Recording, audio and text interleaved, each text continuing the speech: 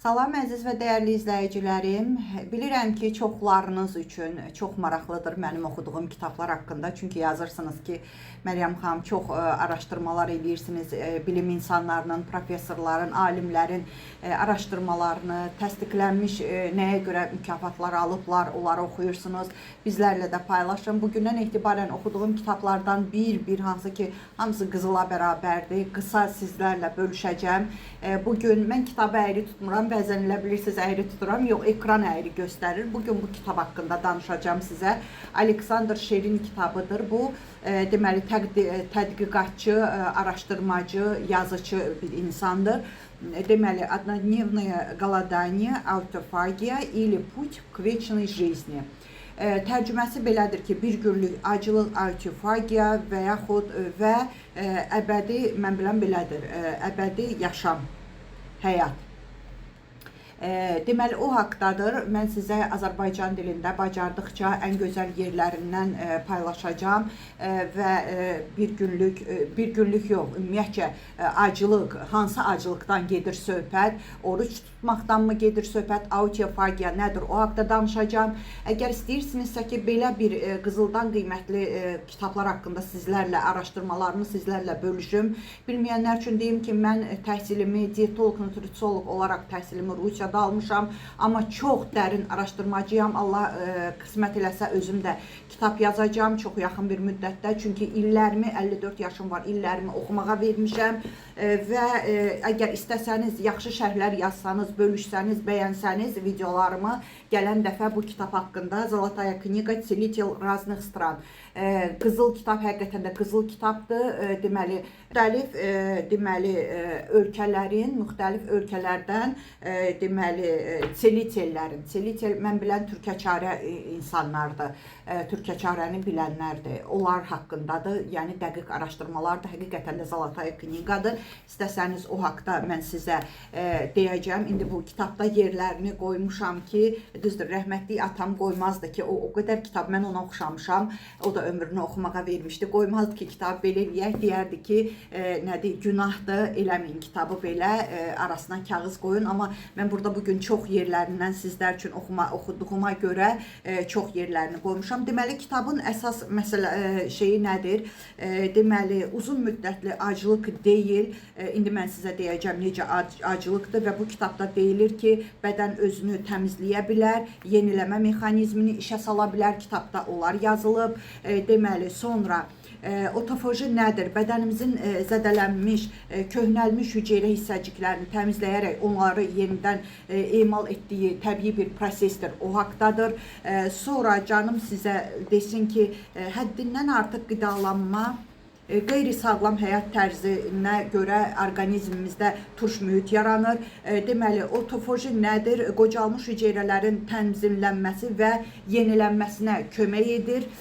Deməli, əzizlərim, immunitet sistemini gücləndirir, amma deyəcəm sizə ki, hansı cür acılıqdan gedir söhbət. İndi kitab haqqında qısa sizə anonslar verirəm ki, nələrdən yazılır. Deməli, immun sistemini gücləndirir, orqanizmin xəstəliklərə, hətta onkoloji xəstəliklərə qarşı müqavimətini artırır acılıq. İndi deyəcəm hansı acılıq. Hüceyrələrimizi cavanlaşdırır. Mən burada işarələr qoyub tərcümələr eləmişəm ki, sizinlə paylaşım. Deməli, ümumi sağlamlığımızı yaxşılaşdırır. Deməli, ən aktual söhbət odur ki, belə bu kitabın əsas gözəl yeri odur ki, başa düşüləcək bir dildə yazılır. Bu kitabın güclü tərəflərindən biri də odur mənim əzizlərim. Deməli, sonra amma bu acılıq da fərdidir. Çünki hərə öz orqanizmini özü tanıyır. Burada da çox müdrik insanların da əl yazmaları var. İndi sizə sayacağım hansı müdrik insanlardan gedir söhbət. Deməli, müdrik insanlardan Platon, Sakrat, Pifagor, baxın, onlar da, bax burada onların da əl yazmaları var ki, Onlar da aclıq ediblər və xeyrini görüblər. Bu kitabda yazılır, deməli, istəsəniz, bilmirəm, Azərbaycanda tapa bilərsinizmi, amma Temudan mən bilən sifariş edə bilərsiniz.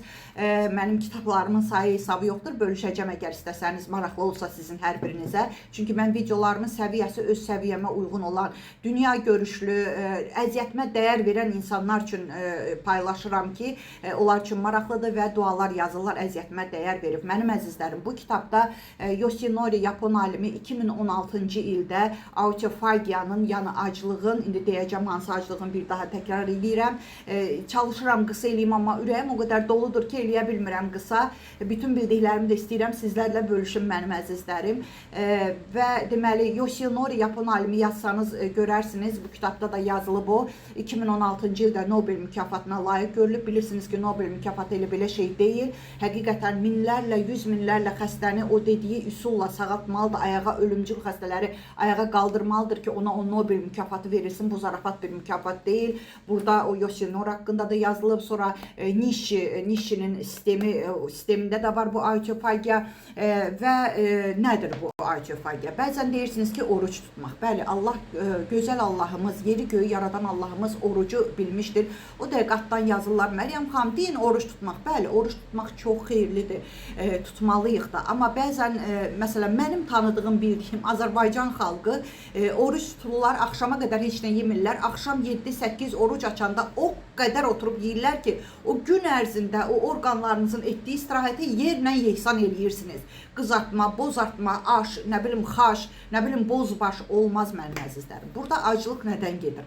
Səhər, günorta, axşam deməli oruç tutmalısınız, amma yüngül yeməklər yesəniz, bəli, bu sizə xeyir eləyə bilər, orqanizminizə, orqanlarınızı yeniləyə bilər, tənzimləyə bilərsiniz, sağlığınıza qovuşa bilərsiniz. Buradakı müdrik insanlar yazır ki, dərman atmaqdansa biz aclığa yer verdik, aclıqla xəstəliyimizi sağaltdıq. Bəli, orqanlarımız dediyim kimi özü-özünü bərpa eləyə bilər, yetər ki, bunu siz istəyəsiniz. Amma necə?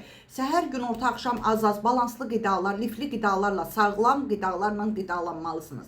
Amma axşam burada ondan yazılır. Baxın, YouTube'da da yazsanız, deyəsən İbrahim doktorda, Türk professoru, o da rəhmətlik, o da yazır o autofagiyanın nə qədər dəyərli olduğunu. Bir insan ki, professordur və dünyaca məşhur professorlardan oxuya bilərsiniz kitablarını. Mən Yoshinori'nin də kitabını oxumuşam, bir gün onu da sizlə bölüşəcəm, həmən o Nobel mükafatı alar. Deməli, axşam 6-7-dən səhər saat 10-a qədər yeyib içməmək. Yenə də deyirəm, bu hərə öz orqanizmini özü tanıyır. Bəlkə sizə olmaz, şəkər xəstəsiniz, aclıq olmaz, susuzluq olmaz. Bilirsiniz ki, məsələn, mən bilirəm uzun-uzun illərdə, hətta 84 yaşında anam belə 5-dən sonra biz lap tez eləyirik. 5-dən sonra heç nə yemirik, səhər 10-a 11-ə qədər. Hətta su belə içmirik. Artıq bizim orqanizmimiz buna öyrənib. Bizim orqanizmimiz buna icazə verir. Siz də bunu etsəniz, çox şeylərdən sağala bilərsiniz. Hətta Yapon alimi, həmən o Yoshinori yazsanız çıxacaq. Deməli, o təsdiqləmişdir ki, xəstə hüceyrələr, bizim orqanizmimizdə deməli, xəstə hüceyrələr var, amma onlar da canlıdır, canlı hüceyrələrdir. Onlar yemək gözləyir bizdən. Biz onu yeməyəndə, yemək yeməyəndə gözləyir 1 saat, 2 saat, 5, 10, 12 saat, 14 saat, 18 saat hərdən də ola bilər. Bizdə məsələn 18 saatı da keçir. Sizdə bilmirəm, mümkün olar, olmaz. Yəni, nə baş verir? Bu hüceyrələr gözləyir ki, siz yemək verəsiniz, vermədiyiniz üçün özü-özünü başlayır yeməyə.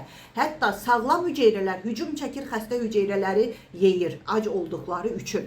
Yəni, bunların elmi təsdiqləri var. Bunlar heç bir mənim fantaziyalarım deyil, mənim dəyərli bacı qardaşlarım. Özünüz də oxusanız, araşdırsanız görəcəksiniz və yenə də deyirəm, istəsəniz ki, başqa kitablar haqqında məsləhət bilərdim ki, oxuyasınız. Çünki burada çox insanların elmi araşdırmaları təsdiq olunmuş, elmi araşdırmalarından yazılıb. Çox uzun-uzadı danışa bilmirəm. Dedim sizə ki, autofagiya nədir, nə deməkdir və nələrə qadirdir, istəsəniz eləyərsiniz, əgər orqanizminizi tanıyırsınızsa. Və deyim ki, sağlam həyat tərzi sürmək istəyirsinizsə, Məryəm xanımın qızıl qaydalarını öyrənib həyatınızı sıfırdan başlayıb orqanizminizi toksinlərdən təmizləmək istəyirsinizsə ki, sağlam həyat tərzi sürəsiniz, mənim əzizlərim, qəbizlikdən azad olasınız ki, oxuduğum kitabların hamısında birinci növbədə o yazılır ki, stres, ikinci yerdə yazılır ki, bağırsaq təmiz olmalıdır, amma necə? Senasız, aclıq otusuz, dəvə gözüsüz, o vasitəçilər hamısı dəhşət saçır. Köpdən azad olmaq istəyirsinizsə, Allah olsuz, qara kömürsüz ki, onlar özü də hər gün içmək dəhşət saçır və mən sizə heç nə satmayacağam. Tərtəmiz uşaq orqanizmi olacaq. Artıq mənim adımı bütün dünyanın hər yerində danışırlar. Bir mütəxəssisə canınızı əmanət etmək istəyirsinizsə, sağlam həyat tərzi ilə yekə qarnından azad olmaq istəyirsinizsə, su diyet etmədən, ən əsası sizə heç nə satmadan qrupuma əlavə eləyə bilərəm. Siz istəyirsinizsə sağlamlıq orduma qoşulmaq, bircə dəfə 20 manat ödəyəcəksiniz. Düz eşitdiniz, hər ay ödəmirsiniz. İli 20 manat Azərbaycanda mütəxəssis bir dənə mənəm ki, heç bir apteka yolunuz düşmür və sizə heç nə satmıram. Aclıq etməyə, su diyet etməyə də icazə vermirəm.